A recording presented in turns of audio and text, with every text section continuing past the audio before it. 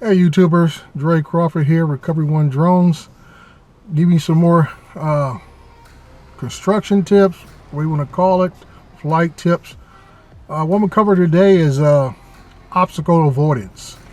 A lot of times we buy these drones with these sensors on it, and too often we rely upon those sensors to protect us in flight.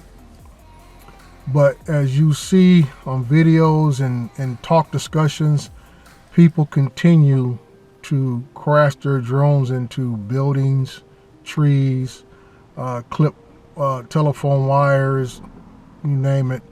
And the question they always ask, why didn't the sensors detect this or that?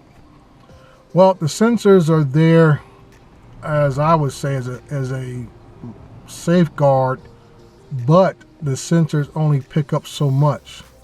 A lot of the factors come into play is how fast you're flying, how thin the object is. If you're talking about clipping wires, a lot of times the sensors cannot detect because of the background behind the wires. They may blend in. They don't stand out enough for the sensors to pick up the difference. And like trees, a lot of times it doesn't take much for a drone to get clipped, and it goes beyond that 45-degree angle. And usually, if you don't know, once a drone flips past that 45-degree angle, theoretically, it's going to fall. Very rarely will you see a drone, unless it's a FPV drone, be able to recover from a 45-degree angle turn on its side or even forward or backwards. Okay?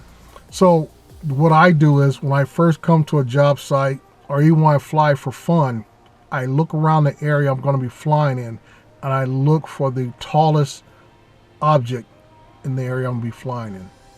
Okay? And the reason why I do that is because I'm going to create what we call a hard deck. If any of you seen the old movie Top Gun, they talk about the hard deck, which means that is the flight floor for safety of your aircraft, and as they put it in no terms, for your crew. We're going to talk about the aircraft. Okay, if I'm out here, I have a tree that's right about 90 feet high. All the flight plans that I've been given wants me to fly at 70 feet. Now, I could have came out here and loaded up the Dronedeploy software and threw my drone up, and guess voila, my drone would have crashed right into the side of that tree. Okay, but because I'm doing a pre-flight before I do any of the regular flights, to try to test out what my hard deck is, so I can adjust the automated software to not go below that level.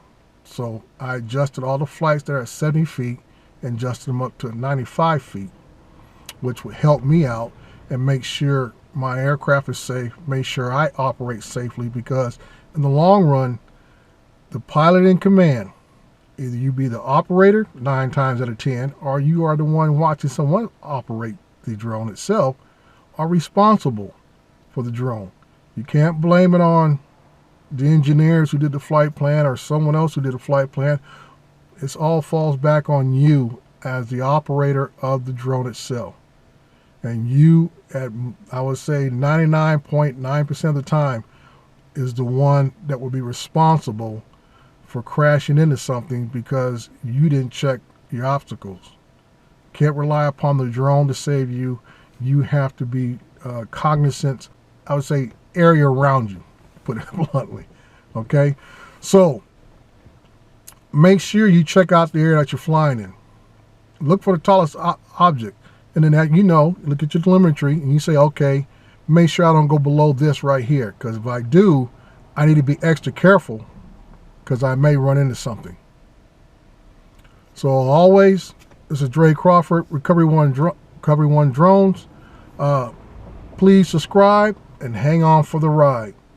Fly safe and be careful out there. Thank you.